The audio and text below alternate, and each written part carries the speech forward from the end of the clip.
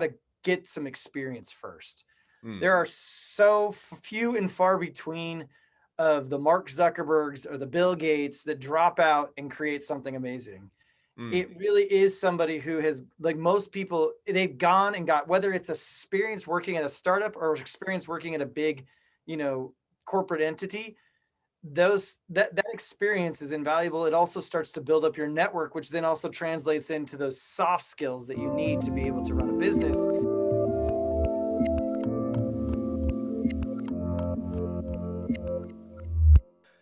Hey everyone, this is Devin Miller here with another episode of the Inventive Journey. I am your host, Devin Miller, serial entrepreneur that's grown several startups into 7 and 8 figure businesses, as well as the founder and CEO of Miller IP Law, where we help startups and small businesses with their patents and trademarks. And if you ever need help with yours, just go to strategymeeting.com and we're always here to help. Now, today we have another great guest on the podcast, Zachary Rozga, and I was making sure that I pronounced it right. And I'm still 50-50 that I'm going to mess up. But so I apologize in advance. But Zachary has been a bit of a lifelong entrepreneur, always been around small businesses. As a background, his father was a bit more of a corporate guy. His mom was a bit more of a small businesswoman, and he tended to apparently follow in his mom's footsteps a bit more. But spent a lot of time growing up around his mom's jobs as she was doing more small businesses. Went off to college, got a finance degree, did a couple jobs, and then decided to move to San Diego and be a beach bum for a period of time. Also got involved with some startups with television shows. May not have been quite as successful, but they were great experience. Went back to grad school, did some unpaid internships in I think Cape Town, and then went to did some tech, or worked for some early founders as tech industries, I think in Australia and Hong Kong or something of that nature, and then running a consultancy. A 2008 financial crash, made some adjustments, came back to the States, and now fast forwarding to where he's at today, and he'll share a little bit more about that we go on his journey. So with that much as of an introduction, welcome on the podcast, Zachary. Well, thanks for having me. It's a pleasure to be here. And that was a fast forward introduction for a fairly lengthy journey. I'm not a young buck anymore. I, have a few gray beards on my chin and actually no hair on my head. So, Oh, hence, I'm getting there. I've got started to get gray in my beard, and I've started to lose hair on my head. So I've got a bit to catch up with you, but I'm on that same track as you are. So maybe with that, take us back a little bit in time. I did the brief overview, but take us back, being a little bit of a lifelong entrepreneur and following or kind of seeing what your mom did, and following a bit in those footsteps, and walk us through your journey.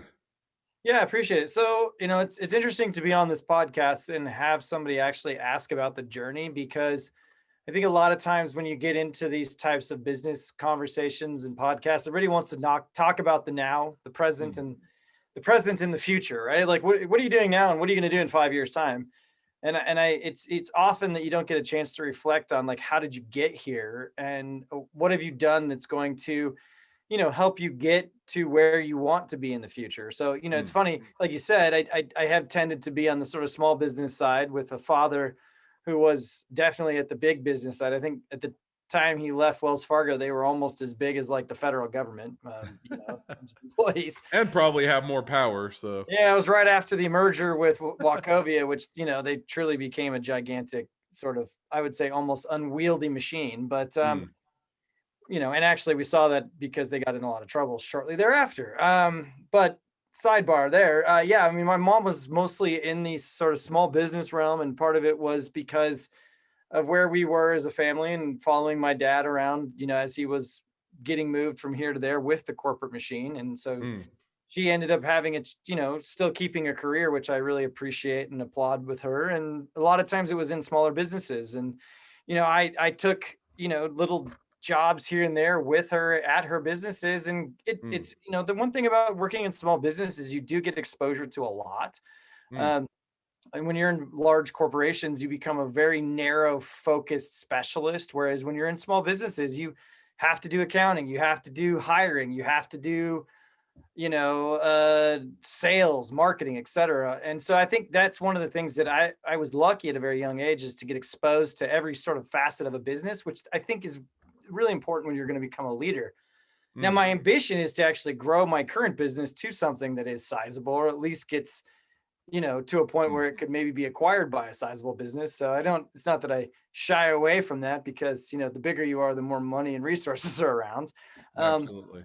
but yeah, I definitely think that experience that I had as sort of a high school student has kind of carried through me with my career. And yeah, I mean, after I finished college, I had the unfortunate time of graduating, similar to graduates right now, where we weren't financially in the best place as a country. And actually, I graduated August 2001, and then we all kind of know what happened in September of 2001. Mm, And I actually did go to San Diego originally with a corporate job. mm. Um, and ended up sort of leaving it fairly shortly thereafter, partially I think because of 9/11, and then also because I kind of was not into it. I just didn't feel right, and so ended up grabbing a little bit of side work with an adventure travel company that was selling trips. Primarily their focus was Oceania, Africa, so long haul destinations. But with 9/11, Mm. they needed to focus on near shore opportunities and trips and experiences, which then brought us down into central Mexico. So one And while I was question, just because I think in your own self-described words when we talked a bit before, you said you were a beach bum. So is that the case? What does beach bum mean to you? Does it mean you just hang out at the beach? Did you actually sleep on the beach? Did you just happen no there to play? I just it, was curious because I always only thing I know for beach bums is what I see on TV. no I say it's because I'm when you're at the tail end of your college career, particularly that sort of last 6 months, maybe even the last year of your senior year of university, particularly if you're in the business school, you're spending Mm, most of that time interviewing for jobs, right? mm-hmm, And so I went on that same path. And, this was pre Google days. This was like, again, it's 2001. So there was a lot of .com stuff happening. And mm, there was a lot of .com companies sitting with booths at my school. Plus there was, sort of the traditional finance businesses, et cetera. And I went through a lot of those interview processes and I was like, I kind of don't really care so much about the career. It kind of just like I'll take the job that takes me to where I want to be. So I mm, picked the location versus the job. mm, So, and actually the job that I went with was probably not the best career fit for me, but it was in San Diego. And I grew up in Colorado. I went to University of Colorado and I just wanted to get out of Colorado, I think is really what it was. And the mm, two jobs that I had that were sort of, and this is actually something that's happened to me sort of throughout my careers. I have a couple of different options and I end up taking what would be financially the least desirable option because it has something beneficial to mm, my life versus just a financial outcome. mm. So this happened to me again after my grad school. And so, yeah, I took the job in San Diego, not because it was a great job, but because it was not in Colorado and the other two were in Colorado. And I had this objective to get out of Colorado. Um, so that Mm. was what led me to San Diego. So I, you got into San Diego and you kind of a self-described beach bum, but you did have some jobs. You were working with the travel company. But if I remember right, that's kind of what led to doing more of the kind of the startup with the television shows. Is that right? Yeah. So when we were working in central Mexico, trying to put together some tourism packages, we were basically being sponsored, and not in a like big dollar sponsorship way, but basically had our trip paid for by the state government of Chihuahua. Mm, And they brought us down there to essentially do some scouting. And a guy that we were connected to, and to be honest with you, I don't remember how we got connected to him. mm, He was in the television business, and it was at this inflection point with Mark Burnett where he was leaving what he did pre-Survivor, which a lot of people don't probably know that he had a pre-Survivor life. So he had a television show called the Eco Challenge, which was more of an adventure race that they filmed versus a television show that they made seem like an adventure, Yeah, and which they is what. actually, as a complete aside, so they had the Eco Challenge. They actually brought it back recently onto Amazon Prime, and Did me and my really? wife actually watched it. So it was an interesting show. So I should probably complete go watch it aside. and see if the people who I knew are in the like trailers at the end, like they were part of the production company. So there was a group of people that were eco challenge aficionados and were with that business who didn't want it to go away. And Mark Burnett was ready to move on and just focus exclusively on, his new thing, which was called Survivor.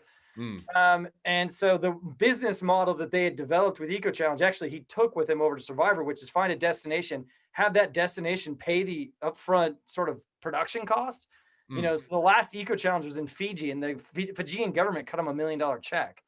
And so we were trying to take that model, and we had an existing relationship with central Mexico, in particular the Tarahumara region, which is throughout Copper Canyon. And that's what sort of got us down there. And that's what got me into, really my first startup, where we had to go through, put pitch decks together. Now, these weren't like pitch decks, like a startup pitch deck. These were treatments. So, part of it was a deck, but then also we created some like splicing together all kinds of old footage. And I grabbed a buddy of mine from university, who majored in this. And I remember spending days in his house up in Los Angeles, essentially stealing old footage and putting it together and putting new music over top of it, and taking it out. And, we probably would have made it happen, except we had two problems. One, we didn't really know what we were doing as a team. And we had a problem with intent to air rights. So we got some intent to air rights, but they were not in the United States. That was issue number one, which meant we couldn't really go and approach American US brands we couldn't go to the brand partner or, brand agency in the US. We had to go to where we had intent to air rights, which was in Latin America, which was a whole different thing we didn't realize. And then the other thing too, is we really didn't equate or put into our budget how much insurance was going to cost. And as a first-time production company, we tried to essentially get it insured by everyone. And the cheapest that we could get broke the budget. And so that's what ended up, I think, ultimately killing the entire project. Was we had a mismatch. I think this happens to a lot of small businesses, where we had commitments, and we had, in a lot of startups, we had commitments, we had money coming in, we had ideas, we had the right people, but we didn't have the exact right match of people and the exact right revenue or financial setup to make it happen. And we were involving really high level production costs. So, maybe we could have run it on a shoestring, but the problem was what the market expected from the Eco Challenge was a pretty high level production. The last one that they had done in Fiji was a really, really good production value. And so to take a step back, we just couldn't do it. So now as you look and say, okay, a number of challenges, can't do the television show, kind of, wrapping that up, good experience, fun travel, get to do a lot of cool things. I think that you mentioned from there, you went to grad school and then did an unpaid internship in Cape Town. Was that right? Yeah. So that experience of working overseas really gave me the overseas bug. And I really enjoyed working with the local culture and the indigenous population, and also working with the people from Chihuahua. So, that I think that's kind of what was fun about it, is this thing that was a television show. And I also kind of realized, I think, by going through this part, I did not want to be in the television business. Like, that was, on paper, and like as a 21-year-old, it's like super glamorous and awesome, especially if you're in Southern California. But in reality, the pecking order and the hoops you had to jump through to become, a part of that industry at a really sort of substantial level was not exactly what I wanted to do. But I really enjoyed the time that I had in the field overseas working with the local culture. And so I decided that's what I wanted to do as a career. And I really, really enjoyed the experiential side of it, like showing people something different than what they would see in their day to day. And so I went and got a master's degree at George Washington University for experiential development, the sustainable development. I was partially in the business school, partially in their foreign services school. At that time, I had, across the street from me was the World Bank, and also National Geographic and USAID and all the government agencies that were there. But I also was lucky to be working for the university. So I had, not just opportunities to go and be in those places, but actually working relationships. And So I took it upon myself to help a nonprofit in South Africa that I really liked because essentially what they were doing was what I was doing in central Mexico, but bringing these communities online. Mm, So it was really teaching community managers or community tourism assets how to become a part of the internet. And I really like that. And I was like, that's the future. And so I helped them to win a really large grant from the World Bank. And they asked me to come over and essentially work with them on it. And then when they asked me like how much I wanted to get paid after I'd been there for 2 months, and I told them, they're like, "You're crazy, go away. This is this is not really in the budget. And frankly, we can do what you do from here in South Africa now that we have the money. mm. So thank you very much. See you later." But on the way out, I kind of thought this could have been a possibility. So as everyone does, I registered an LLC on the way out the Mm, door on my way to Cape Town, and ended up being able to leverage those relationships that I built to start my consulting practice. And so this was sort of my first company that I was in charge of. I was lucky that my co-founder was my girlfriend, who actually now is my wife. And so we sort of co-preneured this business together. mm, And we had some public sector clients as our sort of get out the gates clients, but then our first real big customer was a private sector company that also was a startup. And they basically brought us on as a part of the early stage founding team, which is what gave me my exposure to the startup world. mm, um, and so it was really fun because my wife actually did more work for the startup than for our consulting company. mm, I did more work for the consulting company than the startup. mm. But we kind of blended them together, and it was a magical, really crazy time. I mean, we ended up getting married during the time, but at the same time, collectively, I think we traveled to something like 70 countries. Mm, We worked in probably like we worked with people in over 100 countries, because it was in the travel and tourism business, and it was essentially packaging and selling experiences to the market. And so I think from that side, from that business, I learned the marketplace business. Like, if you're going to be in a marketplace and you're going to create a marketplace, you have to be able to pay attention both to the supply and the demand. mm, And I think, the biggest understanding of that, or the biggest use case we see, is like Amazon. Amazon says that they're the most customer centric company on the planet. Well, what people don't recognize is they think of their customers as both sides, supply and demand. mm, Now, we've all heard some of the horror stories from the supply side. Clearly, they do everything really well for the demand side. So, they're really great at selling product, but they really have built their systems for both sides. Like, there is a real need from the suppliers to be on the platform, and there's a real, value add from the customers to be able to get access to the platform. mm. And so that kind of lands me where I am today. Is I'm building essentially a next generation ad network that is focused on you know experiences and content creators. So I mean, it really is. It's in a different domain, but it's actually sort of a long term extension of what I've been doing. So now, one kind of question, just going back just for a second. Yeah, So, because one thing you mentioned when we chatted before is that there was kind of that overlay for a period of time with 2018 and the financial crisis and things coming a bit yeah, to an end. 2008. Or sorry, what did I say? Anyway, Mhm. 2008, yeah.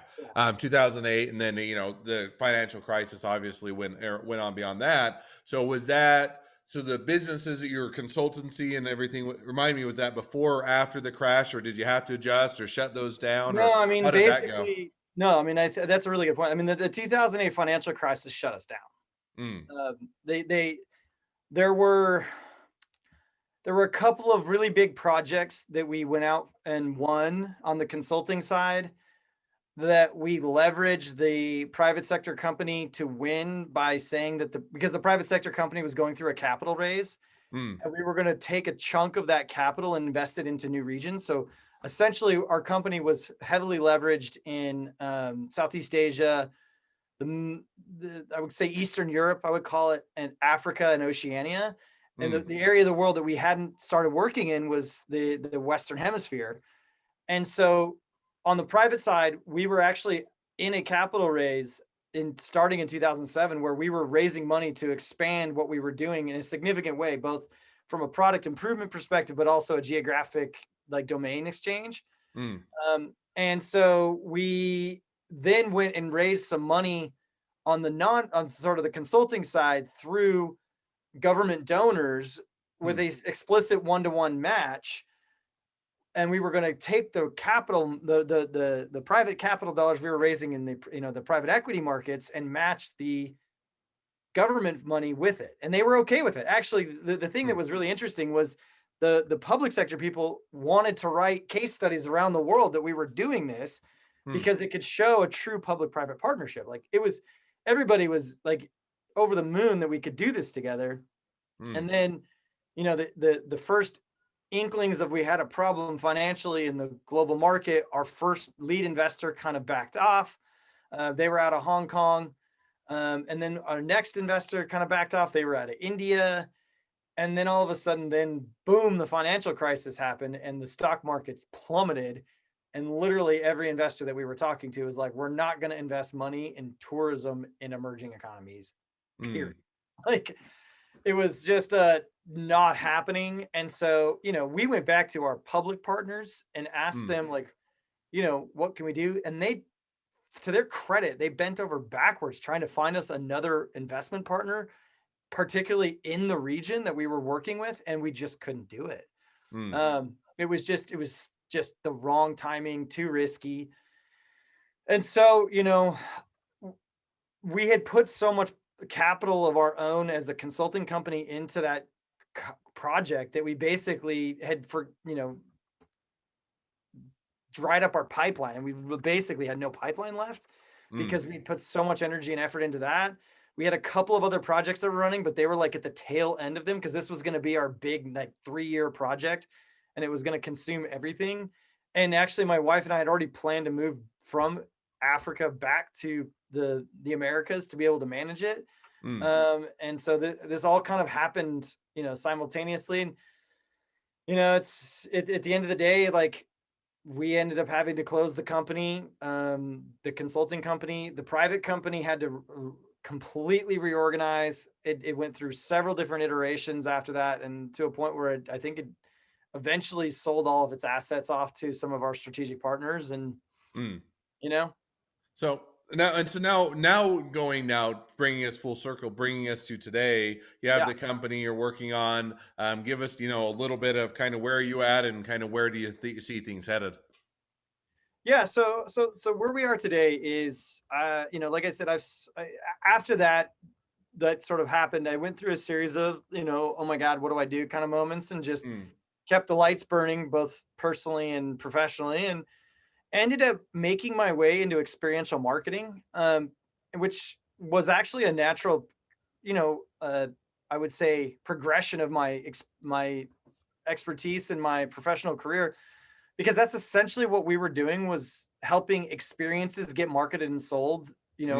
These were tourism experiences. And so now working with brands and their brand partners to, get in front of consumers and excite them and create experiences was a natural sort of progression. And so, started doing that, ended up building a piece of technology that was our own, because one of the things I noticed in experiential activations for brands is that there was not a lot of data being captured.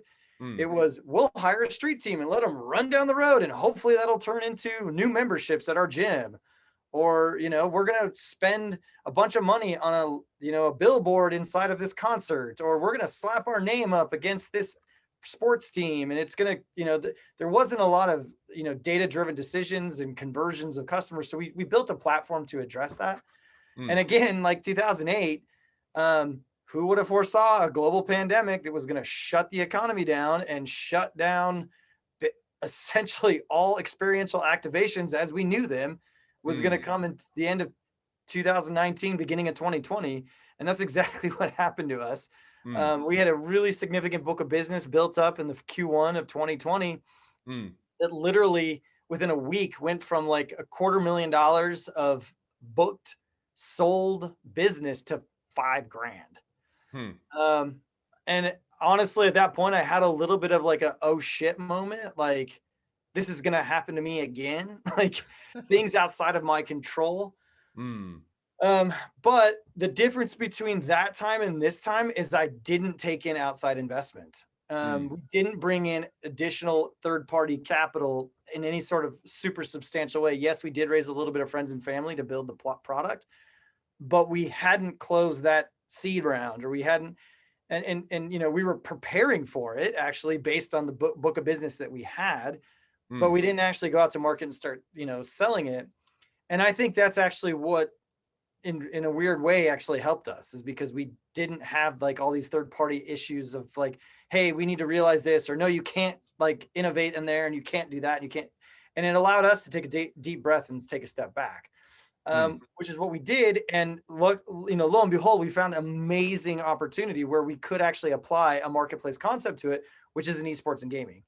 mm, So basically what we're doing is we're helping brands, and in particular non-endemic brands, mm, access the esports and gaming market, which is a gigantic growth area in terms of media diet for people, where they spend their time. mm, And we're at the very beginning of that journey. We came up with the concept, how it would work, did all the testing, sort of end of Q3, beginning of Q4 of last year, and sort of in took it to market, I would say, in November of mm. 2020, and are now in that moment where we're just fielding RFPs and putting together proposals and starting to sell that inventory. Well, awesome. That's it sounds like it was a good pivot, and it certainly allowed you, by not taking on that outside investors, allowed to react quickly, adjust, and be able to keep the business alive and thriving and moving forward. Well, as we start to wrap up, I always ask, two questions at the end of the podcast. So we'll jump to those now. So, and it's a good transition point. Along your journey, what was the worst business decision you ever made, and what did you learn from it? The worst business decision um, that I made was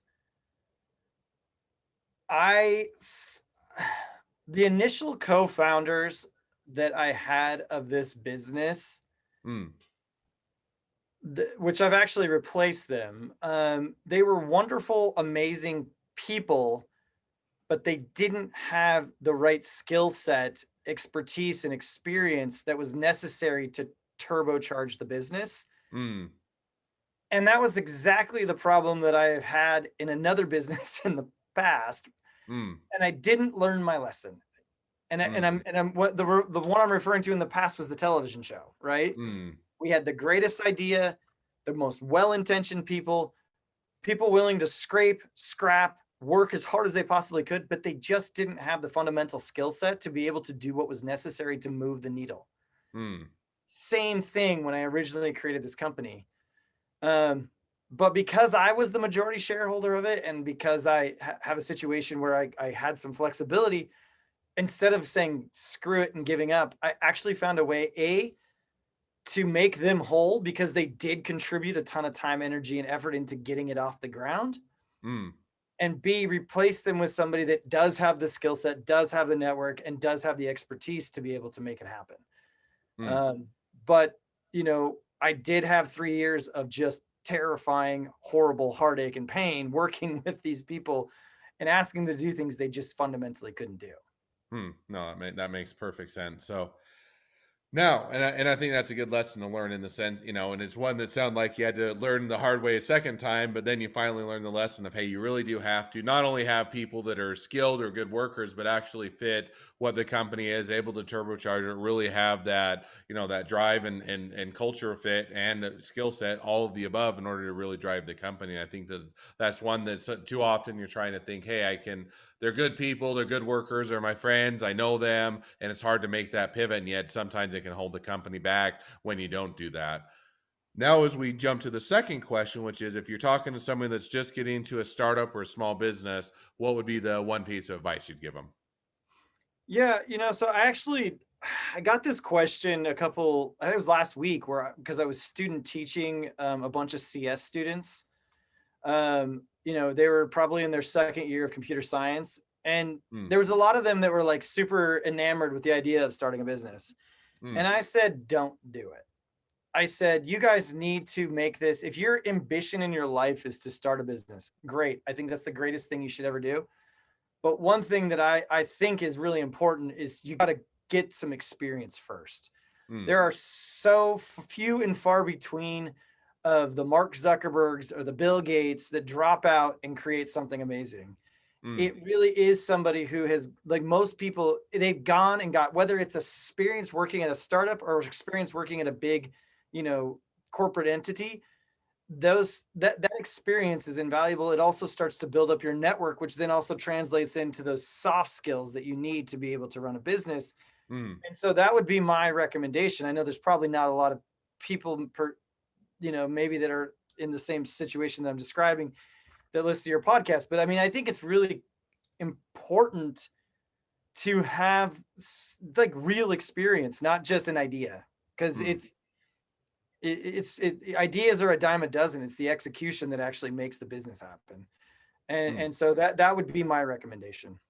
No, and I think, excuse me, I think that's a great recommendation, and certainly something that a lot of people can take to heart, and certainly a good piece of advice.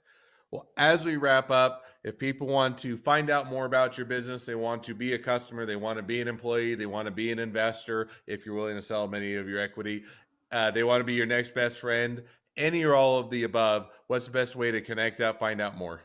Yeah, I mean, so we have a website which is www.thece.co, which Mm, is spelled THECE.co. mm, That's for the customer. That's for the I would say the best friend, because then if you're an investor, come find me on LinkedIn. I'm very active on LinkedIn. I've actually taken a break from the other social platforms during the last 4 years. And I kind of use LinkedIn as my primary sort of social platform. mm. So come find me there, and I'm happy to connect with anybody on that space. All right. Well, I definitely encourage people to reach out, find out more, reach out to you to use your or use your platform, be an investor, find out more. I mean, any or all of the above. Now, before we wrap up, just as a reminder, we do have the bonus question we're going to discuss Zachary's top intellectual property question. So hang on to that if you want to listen to the bonus question. Otherwise, we'll wrap up the podcast. Thank you for coming on, Zachary. It's been a pleasure. If you're a listener, make sure to click subscribe and or backing up. If you're a listener and you want to be a guest on the podcast, feel free to go to inventiveguest.com, apply to be on the podcast. Love to share your journey. Now, if you're a listener and you want to make sure to click subscribe so you get notifications as all our episodes come out, as well as leave us a review so new people can find out about us. And last but not least, feel free to reach out to Miller IP Law if you have any questions with your patents and trademarks, and going to strategymeeting.com. We're always here to help. Thank you again, Zachary. Appreciate you coming on the podcast. And now hold on just a second, and then we will do the bonus question. So there we are. Now, to jump onto the bonus question for all of those that continue to listen, we started this recently, had a few people ask their questions, but the bonus question is where we talk a little bit more about my expertise, which is in patents, trademarks, and as related to business. So, with that, what's your number one, or what's your one top question for intellectual property? So I have a question, because as an entrepreneur who is involved obviously in all sorts of random activities and opportunities, Mm, people sometimes bring you business ideas, or think that you can solve any problem. And so actually, my amazing developer, mm, who has been working on our platform, asked me a very sort of interesting IP slash trademark question that I genuinely have no idea what the answer to is. all right. And so I'm going to, give this bonus question over to his question, because I actually probably think there's other people that want to know. Okay. Go So, ahead. although he is a web developer, he is also very interested in tabletop games, which Mm, is obviously interesting me in the gaming space. mm, There's a very, I would say, well-known game that has had a million different iterations of it built, designed, and sold. You could probably buy 10 different versions of it on Amazon right now. I'm not mm, going to mention what it is because I'm not sure he wants us to share to a public what it is, but it's a very well-known game. And he has made a slight uh, augmentation to it. I guess maybe it's the best word, or a slight change to it mm, that makes it infinitely harder. mm. it's kind of like a Rubik's Cube type game where it's a mental puzzle game. Hmm. And so he's made a slight alteration to it, which makes it much, much harder. And, obviously it has a core sort of community that loves these types of games. And he seems to think the best place to take this to market, obviously, is the United States. Hmm. And so he doesn't know what is the best next step to be able to protect what he's done and be able to, find probably like a retailer, or maybe it's a contract manufacturing partner. Hmm. Like, probably he can find a contract manufacturing partner in China. That's probably where it will happen. But then how does he actually then sell it into the United States? Like, is it a trademark? Is it a copyright? Is it a patent? Like, Hmm. and so that's the question. It is intellectual property in that it is a tabletop game. And is that something that can even be patented, or is it something that is better protected under another vehicle? Sure. Yeah, and there's a lot of questions in there, so I'll try and keep the Yeah. answer a bit more concise for the listeners. There's really two ways that you'd protect a tabletop game. One is certainly on the trademark, and that would be branding. And so if you're to now the backing up, the real question would be is can he if you're building on somebody else's game and they have it trademarked and or patented, that may be a stopping point for him out of the chute in the sense that unless if it's somebody else's game and then you're going in building on top of it, you're going to have permission from them or likely permission from them in order to use their brand unless he rebrands it, or if they have any intellectual property, particularly on patents. If they have patented, you're going to have to either go get a license or otherwise get permission from them. Assuming he had that permission, or that it wasn't trademark, it was he was going to do it under a different I trademark. actually think it's slightly different enough that it would be hard for them to say that he was stealing their So I'll get maybe, but I'll give you one more caveat. So Okay. one thing would be on the branding. So one is Yeah. either let's say he branded it himself and he branded it a different name, different, so there wasn't any likelihood of confusion. Then that would be the first place that you could protect it. Same thing if you think of, Warcraft is if it was on software, or you think of the Magic game cards if it was, those are different brands. So you're going to have to build a different brand on his own that's going to protect it. So he's not going to be able to piggyback off of the other company's brand.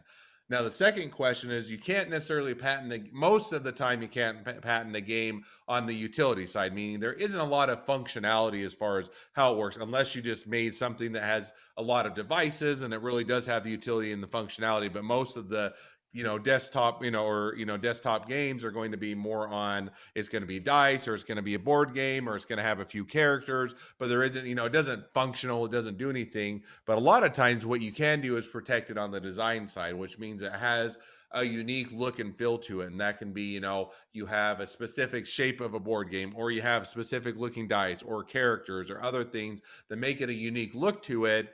Then that's where it gets into where somebody else may have the ownership of it. So it depends a little bit on the tweak. When we go back to the other owner of the original game, is if they have a design patent, what do they have the designs on? And is what he doing going to piggyback off of their design such that it will infringe? If it is, again, you'd have to get permission. If not, and he wanted to get it protected, if it had a unique look. Now, if it's just a card deck, card games, it's going to be one where you have a new set of rules. You can't really get a design on card games. But if it was the next, Magic game, or something of that nature where it had a unique look to it, then you go more towards a design patent. So one, just a quick summary, one would be on the trademarks. You can protect it with the brand. And two, if it has a unique look to it in a different design, you could do it with a design patent. So with that, there's a question, as much as I have time for to ask on the or answer on the bonus question. But definitely, if you have any more questions, feel free to go to strategymeeting.com, or if any of the listeners have any additional intellectual property questions, definitely go to strategymeeting.com. We're always here to help. And with that, thank you everybody for listening. And Zachary, wish the next leg of your journey even better than the last. Thanks, sir.